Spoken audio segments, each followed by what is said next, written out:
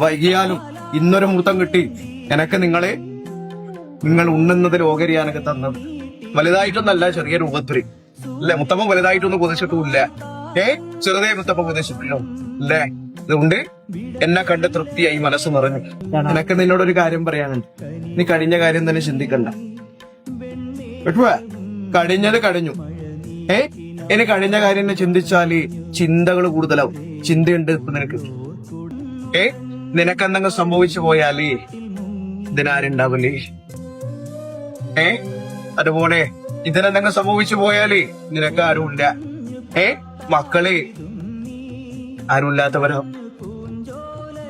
അങ്ങനെ വേണ്ട മുത്തപ്പ. എന്റെ മക്കളാ നിനക്ക് എല്ലാം. എത്ര മക്കളാ ഇല്ലത്? എന്ന ഒന്നല്ല. ഇതാരാന്ന് നിങ്ങൾ എങ്ങനെയാ കാണുന്നതിനാ? സ്വന്തം മകളെ പോലെ അല്ലേ? വന്നോണോ തനോ കാര്യമൊന്നും കണ്ടിട്ടല്ല സ്നേഹിച്ചത്. ഒന്നും വേണ്ടാതാ പറഞ്ഞത് നിങ്ങള്. നിന്റെ മനസ്സ് കണ്ടിട്ട് ഇതിനെ മതിയെന്നാ പ്രതി. ഇങ്ങനെ ഒരു അച്ഛനമ്മന് കിട്ടിയത് നീ ഭാഗ്യം ചെയ്യണം കുട്ടി. അരഞ്ഞു പോയി. നിങ്ങളെ കണ്ണിലെ കണ്ണുനീര് എന്റെ പാദത്തിനാ ഒട്ടിയത്.